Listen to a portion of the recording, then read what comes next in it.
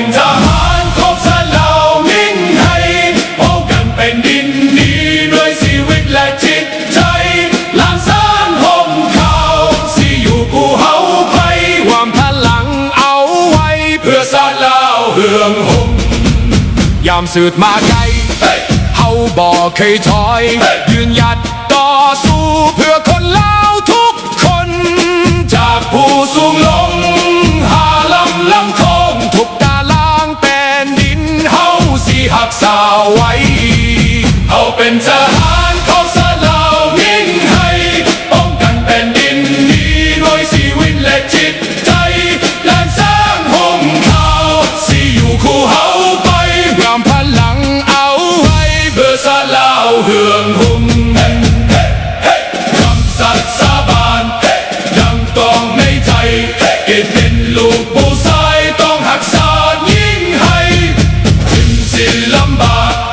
หรือมีน้ำตาก็สิยืนหยัดไว้เพื่อเล่าของเฮาเอาเป็นทหารของชาติเรายิ่งให้ป้องกันแผ่นดินนี้ด้วยชีวิตและจิตใจล้านสร้างห่มเขาสิอยู่คู่เฮาไปความพลังเอาไว้เพื่อชาติเราเฮืองหุ่มเขาเดินไปพร้อมกันทหารลาวมันไปยอมไปหูใด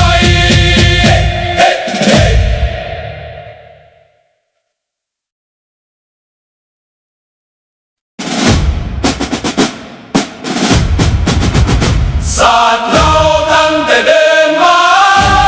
ขึ้นชื่อลือชาอยู่ในอาเซียนศาสตร์เราผูกพันไมตรีหวังสามัคคีหักพ้อง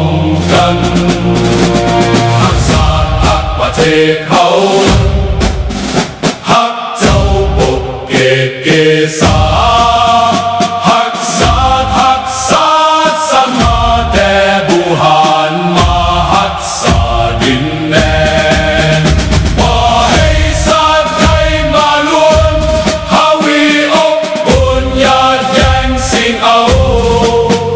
ให้คืนเข้ามาลู่วุ่นวายสู้จนตัวตายต้านทานศัตรูสวยเสพสู้เลือดเนื้อเสียเมาฟื้นฟูผู้เอาบรรเทาทุกข์กันหักศาสตร์หักศาสนาแต่บุหารมาหักษาดินแดน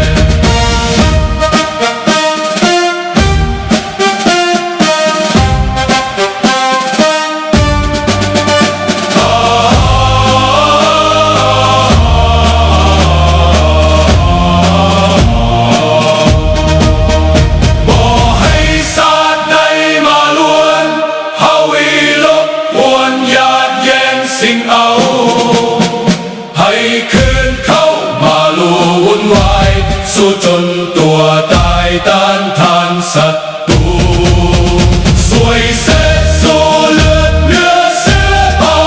ไฟฟูคู่เอาบรรเทาทุกข์กันสวยเสพสู้เลือดเนื้อเสือเผา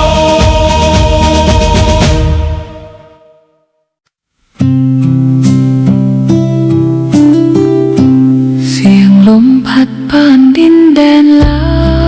วหัวใจประสานยังคอยท่า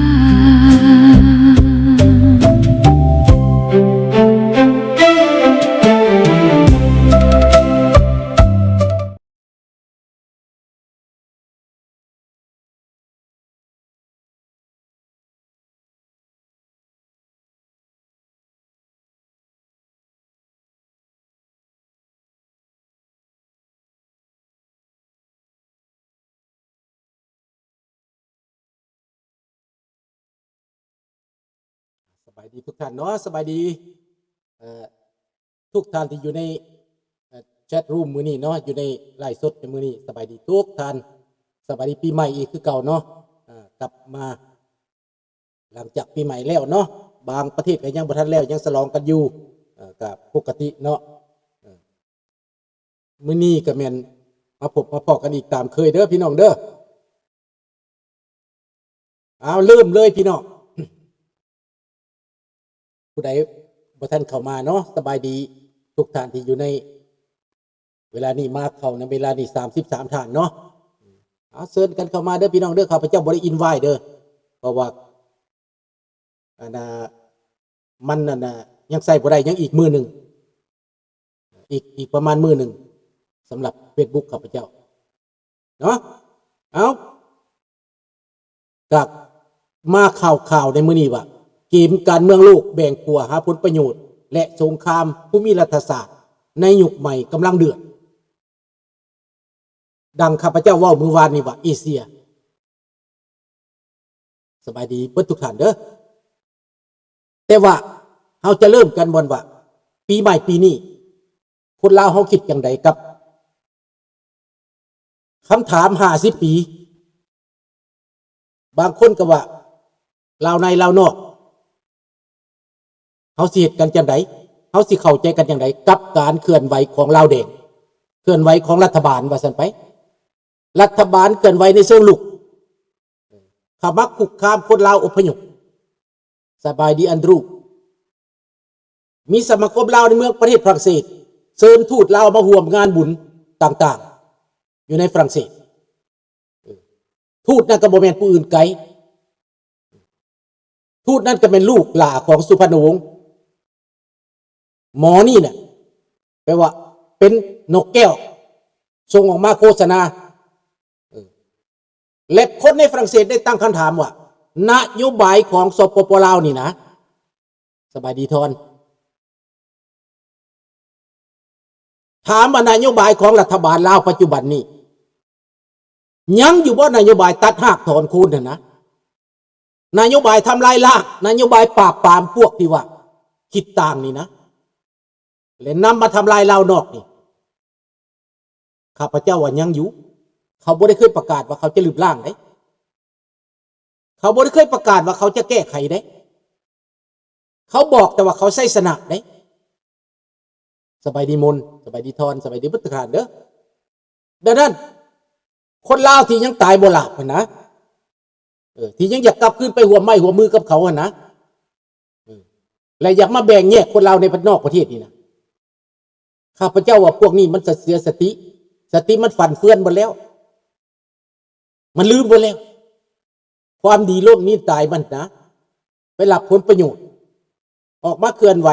เชิญทูตออกมาพบเชิญทูตออกมาห่วม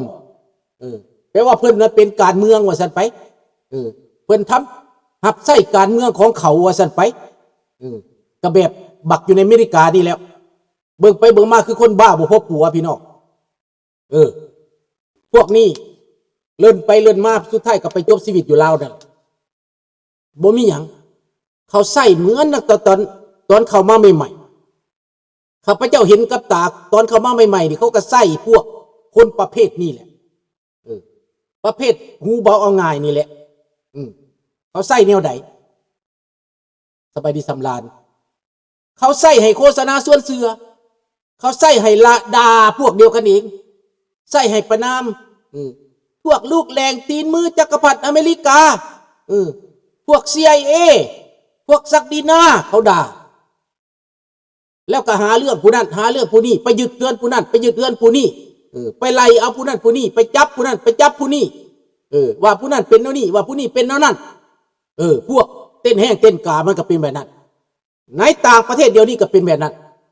แต่ในเมืองข้าพเจ้านี่พวกเป็นแบบนั้นย่านบ่กล้าเคลื่อนไหวปานใดบ่กล้าไปรายงานรัฐบาลแคนาดาบ่กล้าไปรายงานรัฐบาลลาวแต่ว่าข้าพเจ้าถึกมาแล้วพวกนี้รายงานให้บักเหียมพวกมาจันข้าวมันมาเป็นทูตรายงานให้บักทองรุ่นรายเงินบักสอนไซรายงานให้พวกนี้เม็ดพวกอยู่แนวเดียวกันนี่เป็นศัตรูเฮามันอยู่นี่มีบางคนว่าเฮาสามัคคีกับพวกนี้นะเฮาสามัคคีเขาได้จังไดล่ะ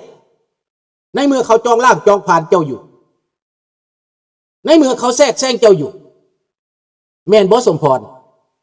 ท่านสำราญพี่น้องผู้ฟังที่เคารพเฮาสามัคคีกับเขาได้บ่เขานี่จองล่างจองผ่านเจ้าอยู่ เขาจองข่าจองแกงเจ้าอยู่มึงมากกูสิขาดที่เรื่องนี้นี่มันก็ว่าออกมาเต็มปากเต็มคำแม้ตั้งแต่ลูกหลานที่อยู่ในประเทศที่ออกมาว่าหนทางบดีถนนบดีอันนั้นบดี มันจะขาดมันจะล่างคู่แล้วพวกท่านไปเสือได้จังไงล่ะพวกท่านมาฮอดประเทศฝรั่งเศสพวกท่านมาฮอดประเทศแคนาดาพวกท่านมาฮอดประเทศอเมริกาแล้วพวกท่านคิดว่าเขาที่หักพวกท่านวะคิดว่าเขาสิแพงพวกท่านวะข้าพเจ้าว่าบ่มีทางเขาสิเปลี่ยนมีแต่เขาอยากมาแบ่งแยกคำแบ่งแยกของเขาก็คือมาทับมากมาตัดหากถอนโคนพี่น้องอันนี้มันเป้าหมายของเขาสัดเป็นหยังพี่น้องข้าพเจ้าจังเข้าใจอย่างสิบางคนก็ถือเบาบ่อยากฟังบ่อยากได้ยินรำคาญเขารำคาญแต่ข้าพเจ้าจะบ่รำคาญข้าพเจ้าจะเว้าอยู่นี่เว้าให้คนที่บ่เข้าใจนี่ให้มันเข้าใจนี่นะนี่ให้มันได้ยินนี่นะให้มันล้นหูมันอยู่ทุกมื้อทุกวันนี่นะ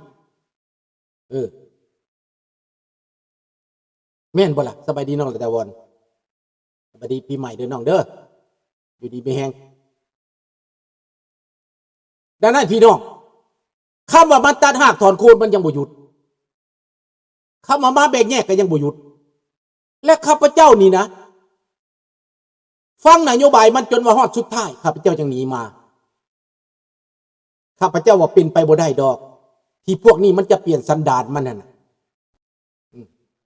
ที่มันจะหลุดลาวาโศกกันที่เขาจะไว้เนื้อเสื่อใจมันนั่นเป็นไปได้ยากพี่น้องถ้ายังมีลัทธิอันนี้อยู่เขาหักลัทธิคอมมิวนิสต์เขาหวงอำนาจเขานี่นะเขาสร้างคนเขามากคนเขามาโฆษณาส่วนเสือฮอดบ้านเจ้าฮอดต่างประเทศสินำตัดหากถอนโคนอันนี้มันเรื่องจริงข้าพเจ้าสาบานได้พี่น้องเรื่องจริงมันเว้าจริงและมันก็เหตุจริงพี่น้องไล่เบิ่งดูข้าพเจ้าสิทบทวนคืนพวกมาได้50 ปีแล้วนี่นะเพิ่นสิเสลิมฉลองกัน50 ปีนี่นะมันว่ามันสินำตัดหากถอนโคนบั้นที่1มันนำมาจูดศูนย์เผาศูนย์นาโพเลียนบ่ให้เจ้ามีบ่อนนอนบ่ให้เจ้ามีบ่อนกินให้เจ้าเบิดเนื้อประดาตูส่งเสื้อค่าคิงกับเบิดบางคนได้ตั้งแต่ผ่าแพร่หนูออกไปแล่นออกจากอาคารไปเขาจูดแม่นไผมาจูดทอนกะฮู้เป็นบ่ทอนคนมาจูดเขาก็แต่งกองหลอนแต่งซินเวอร์เป็นหัวหน้าและก็มาบงการมานอนอยู่ในนครพนมมานอนอยู่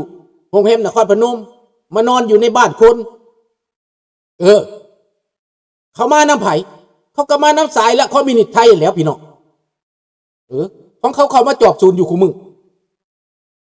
เห็นบ่สายที่เขาเคยพัวพันกันนั่นแหละคือข้าพเจ้าเว้านั่นแหละเขาไปหลับปืนอยู่นะอยู่เซโนนั่นแหละ1975 76 77เขาไปหลับปืนอยู่หั่นพี่น้องและพวกนี้มากับมานำพวกนี้มานอนอยู่นำพวกนี้แล้วก็เข้าไปจูดศูนย์เพื่อบ่ให้เฮามีบ่อนอยู่บ่อนกินแล้วก็รายงานกรมนให้ยุบฟังเด้อข้าพเจ้าสิเว้าให้ฟัง